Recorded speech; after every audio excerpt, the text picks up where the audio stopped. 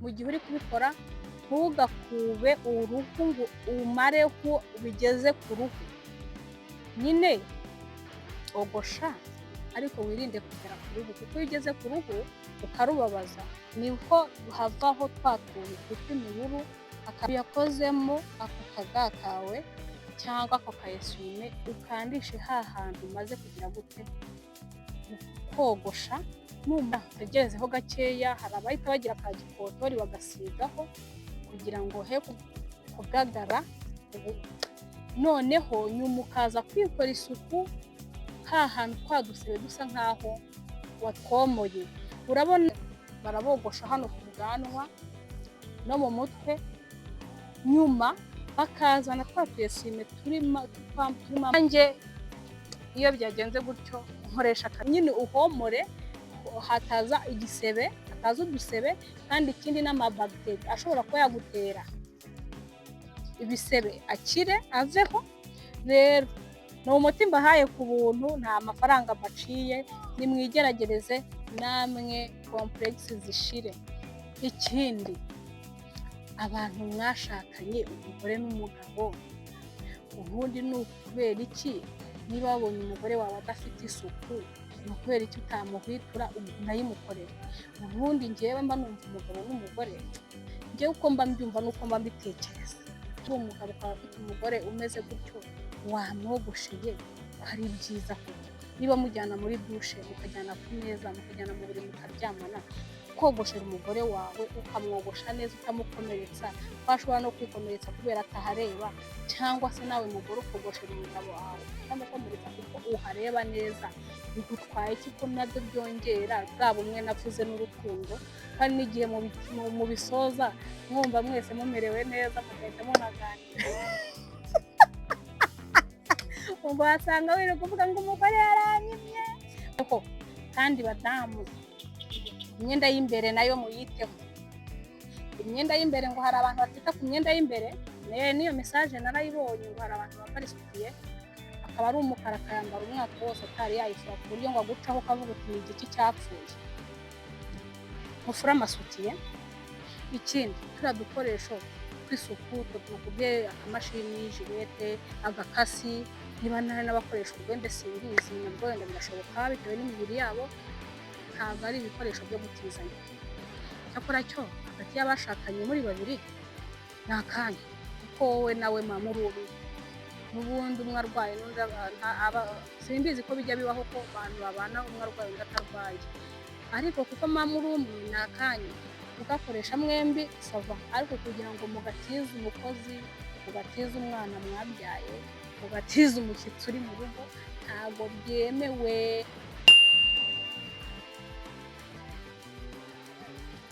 Nongeye kuba ikaze kuri Cinewacu TV, mbifurije amahoro y'Imana, mbifurije imigisha iva ku Mana. Ni ukuri nari mbakumbuye cyane, ntabwo twaduherukanye, haraceho iminsi.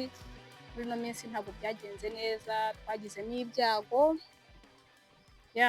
biba ngombwa yuko ntaboneka, ariko nshakishije umwanya kubera ko mbakumbuye kandi namwe nzi ko munkumbuye, kugira ngo twongere tuganire. Ese muri amahoro?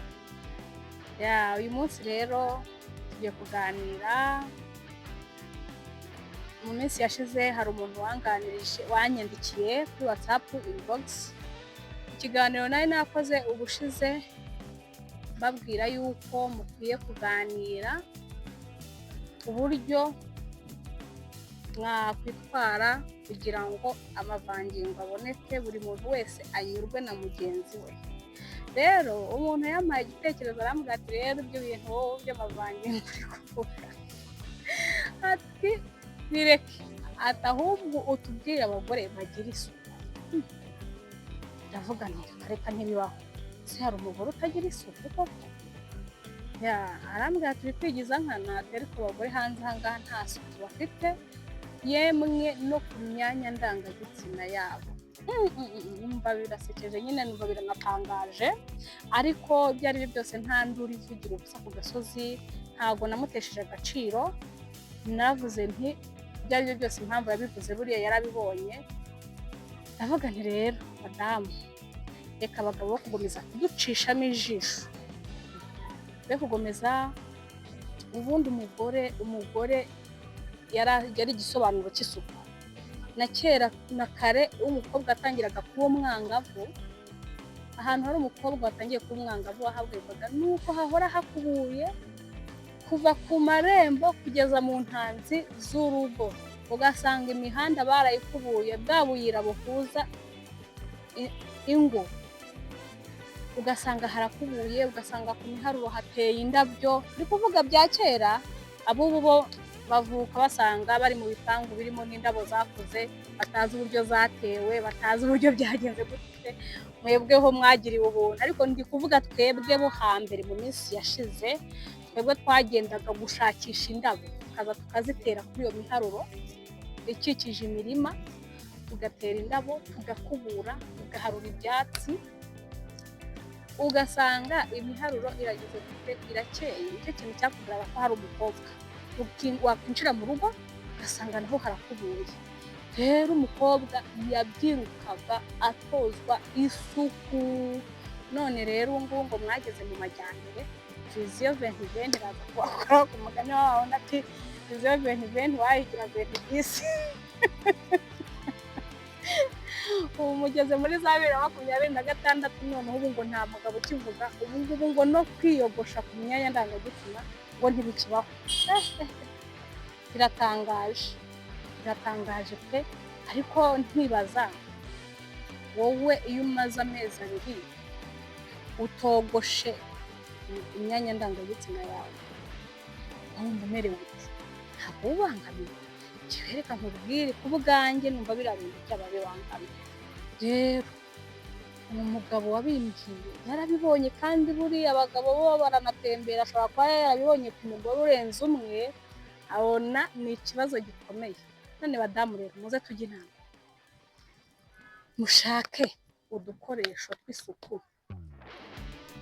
Abadafite amafaranga yo kugura amamashini, hari utumashini twabigenewe bacomeka ku mashanyarazi ushobora gukoresha, ko turahari.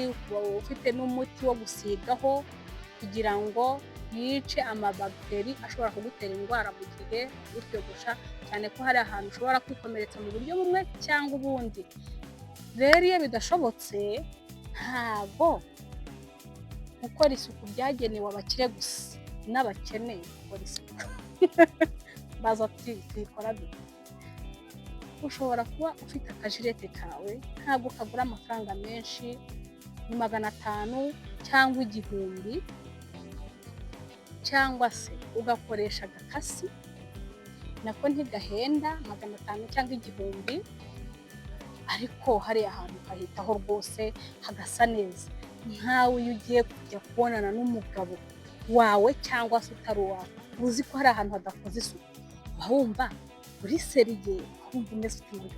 Cyane ko Imana isoni, nyamara turimo turata isoni. Kandi buriya reka mubwire, nanone ikintu cyitwa isoni cyari ingirakamaro ku gitsina gore. Kera wasuhuzaga umukobwa ukabona afite isoni, akaba ari indangagaciro za kigore, za kigore. Wajya gutereta umukobwa ukabona afite isoni, ukavuga uti uyu muntu ugifite isoni aracyafite amarangamutima, aracyafite indangagaciro z'umunyarwandakazi. None isoni zarashize, urasuhuza umukobwa akagukanurira, wajya kumutereta ugasanga ahubwo yarategereje ko umubwira yuko birasekeje ariko biranababaje. Rero ibyo bintu, izo soni twagiraga kera zatumaga tuniyitaho kugira ngo tutamwara, tutagira ikinegu. Ugaca inzara, kogosha inshakwaha, kogosha hepfo hariya hagasa neza, urumva.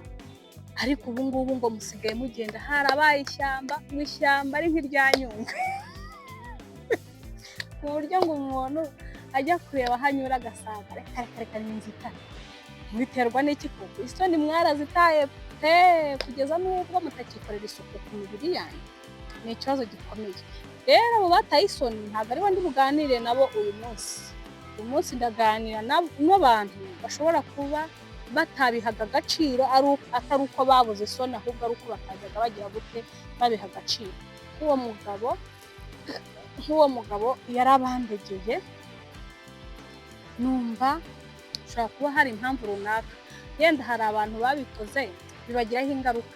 Hari ukuntu uhogosha ukaba warwara imiburu, ukaba wagiraho udusebe, ukaba wababara, yenda ugacika intege ukavuga uti ibintu ntabwo nzongera.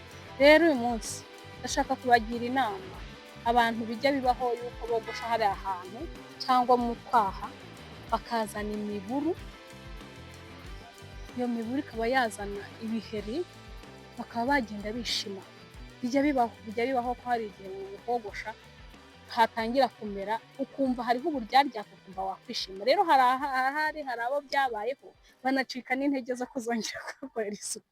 Ariko uno munsi mbazaniye inama kugira ngo ntazongere kugira umugabo unyandikira ambwira yuko turi abanyamwanda. Ndabinginze badamu, mureke tugire isuku, noneho ubutaha bazajya bavuga ko turi abanyesuku. Hariya hantu rero bitewe n'agakoresho kawe wakoresheje, wirinde gukuba umubiri mu gihe uri kubikora. Ntugakube uruhu ngo umareho bigeze ku ruhu. Nyine ogosha ariko wirinde kugera ku ruhu, kuko iyo ugeze ku ruhu ukarubabaza niho havaho twa tuntu twitwa imiburu, hakazamo utwo duheri, kuko uruhu ruba rwagize gute, rwababaye. Icyo ni kimwe. Uwagize rero, hari abakunda kogosha bakamaraho burundu hagasigara umubiri. Inama nabagira ni iki: mu gihe urangije gukora icyo gikorwa, uba ufite akaga keza cyangwa akayesume, ufite n'utuzi tw'akazuyaze, amazi yabize ariko akaza gusa nk'ahora, akazuyaze uyakozemo ako kaga kawe cyangwa ako kayesume, ukandishe hantu umaze kugira gute kogosha. Numara kuhakandisha n'utuzi dushyushye, tegerezeho gakeya. Hari abahita bagira ka gikotori bagasigaho kugira ngo he kugagara. Noneho nyuma ukaza kwikora isuku hantu twa dusebe dusa nk'aho watwomoye. Urabona abagabo iyo bagiye mu masalo de coiffure barabogosha hano ku bwanwa no mu mutwe, nyuma bakazana twa tuyesime turimo amazi y'akazuyaze bakatubahanaguza mu mitwe, bakatuhanaguza mu bwanwa. Nta kindi baba barimo buriya, baba barimo gukanda aho baba bakomeretse, kandi ikindi barimo kugira ngo hatagira utubagiteri twinjiramo hahandi muri twa dusebe twakomeretse. Ubwo rero ikindi mukwiye, hari nk'abantu nkanjye, iyo byagenze gutyo nkoresha akadimu. Hari igihe wabikorera ahantu udafite ayo mazi, mwese uri ku rugendo, hari igihe ugira isafari aho wabona urugendo urimo cyangwa ahantu uherereye ugiye kwikora isuku, kandi iyo ga n'ayo mazi y'akazuyaze ntabwo. Akadimu kararyana ariko ni nka alcohol. Urabona ya alcohol badushyiraho, abantu baconga, abantu bakunda gucongesha hano imbere mu gahanga, hari utuntu tw'utuzi bagushyiraho kugira ngo hariya hantu wagize nyine uhomore, hataza igisebe, hataza udusebe, kandi ikindi n'amabagiteri ashobora kuba yagutera ibisebe akire aveho. Rero indimu nayo ni nk'iyo alcohol. Akadimu rero ushobora kurangiza ukagafata, ukagakata neza, ugakanda utuzi, ukagenda unyuzaho bikakurya bikakurya ugashinyiriza. Ariko ikintu uba ukoze ukibona nyuma, bya bintu byo kugenda wishima uzatandukana nabyo nukora icyo kintu.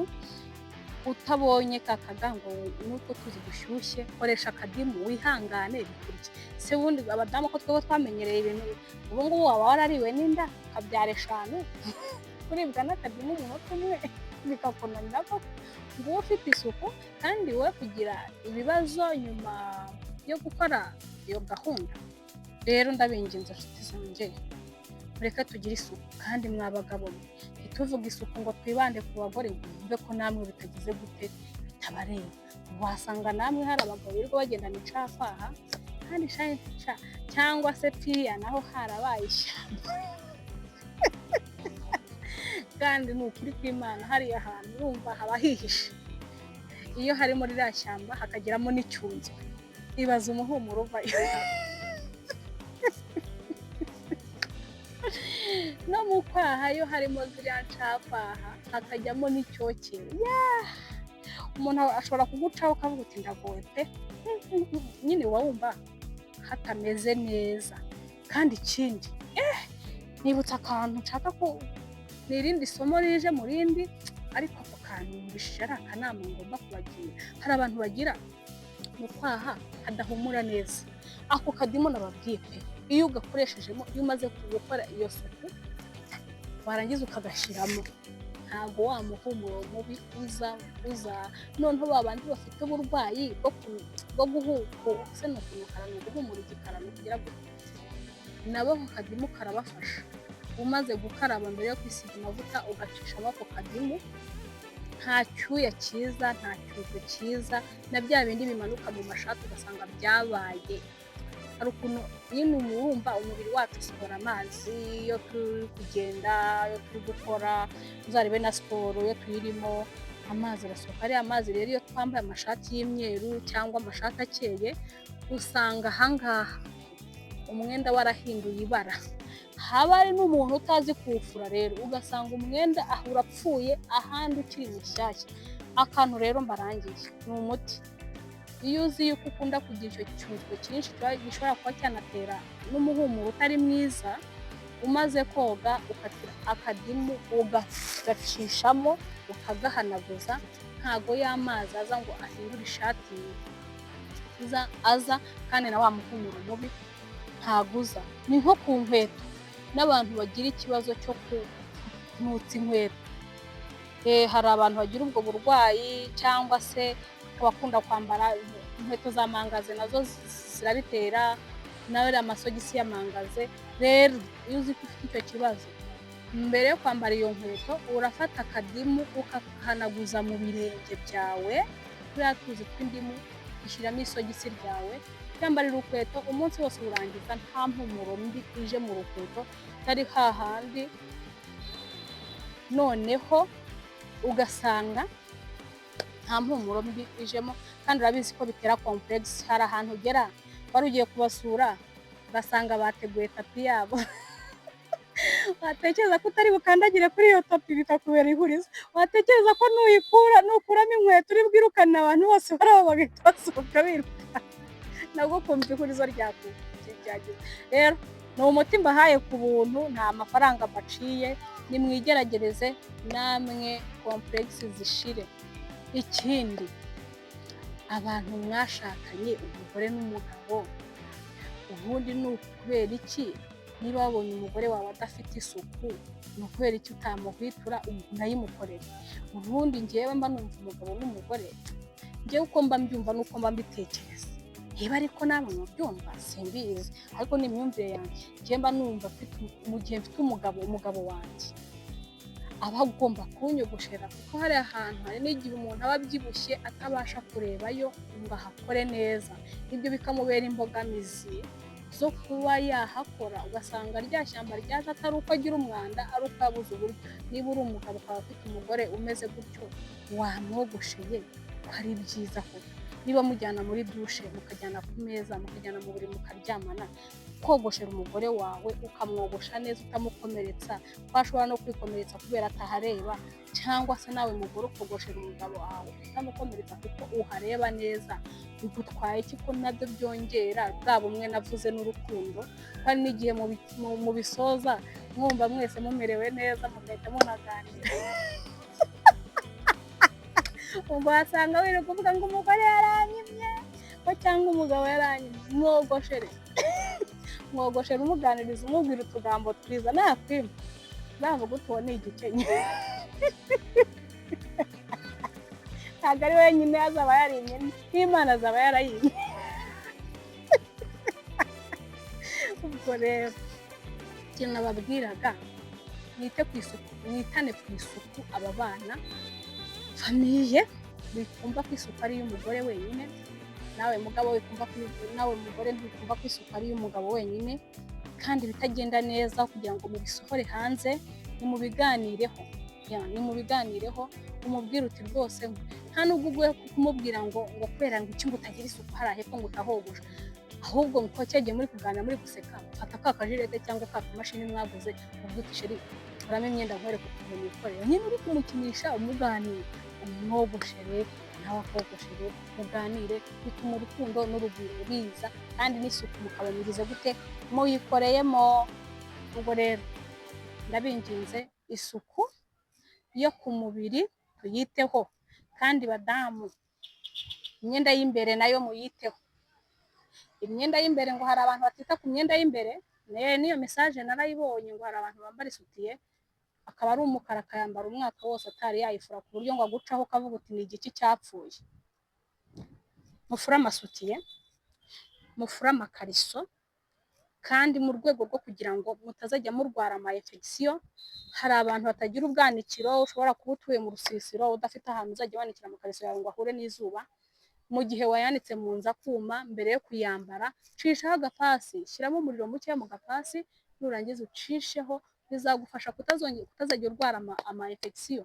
Hariya ahantu hacu ntabwo ari heza, nyine hashobora kwatakwa n'indwara runaka mu buryo bworoshye, rero kuhakorera isuku bihafasha kubaho neza kandi hakamererwa neza. Ubwo rero iyo wambaye agakariso gacishijweho ipasi, twa dusimba twa tupagitire twaje mu mwenda tuba dupfuye, ukambara umwenda usukuye kandi nawe woza umubiri wose, ukagenda uhumura usa neza. Nuko ikindi turiya dukoresho tw'isuku two nakubwiye, akamashini, jirete, agakasi, niba n'abakoresha urwembe simbizi, nabwo wenda birashoboka bitewe n'imibiri yabo, ntabwo ari ibikoresho byo gutizanya. Cyakora cyo hagati y'abashakanye muri babiri ni akanya, kuko wowe nawe mama muri umwe, n'ubundi umwe arwaye n'undi simbizi ko bijya bibaho ko abantu babana umwe arwaye undi atarwaye, ariko kuko mama muri umwe ni akanyu kugakoresha mwembi sava, ariko kugira ngo mugatize umukozi, mugatize umwana mwabyaye, mugatize umushyitsi uri mu rugo, ntabwo byemewe. Nawe udafite umugabo cyangwa udafite umugore, ntabwo ukwiye kugatiza akabara kawe personnel, ukakabika neza ahantu heza hafite isuku. Waba ufite twa karukoro nyine ugomba ubanza gucishaho kugira ngo twa tubagiteri dupfe, ukabikora. Ubwo rero murakoze cyane kuba mwanteze amatwi no kumpa umwanya wanyu, nizere ko inama mbahaye mugiye kuzikora, ubutaha ntihazagire umuntu utunegura, tukaba duhumura, dukeye, dusa neza. Imana ibafashe kandi ibahe umugisha kuba munkurikirana, mugakora subscribe, mugakora share, mugasharinga abandi bantu kugira ngo ubwo bumenyi babumenye, mukanandika komanteri. Rwose nongere mbisabire mujye mwandika komanteri, kunyandikira kuri WhatsApp nkasanga ama message ni 1000, kandi najya muri komanteri y'ikiganiro nkasanga ni 2, biriya ntabwo ari byiza. Iyo nama uba ugomba uri wo kumpa cyangwa icyo gitekerezo uri kumpa ugitanze hariya muri komanteri, n'abandi bakaba bakungukiraho, byaba byiza kuko dufite byinshi byo kuganira. Ubwo rero mugerageze mujye mwandika komanteri. Imana ibahe umugisha, ndabakunda, Imana ikandusha. Bye.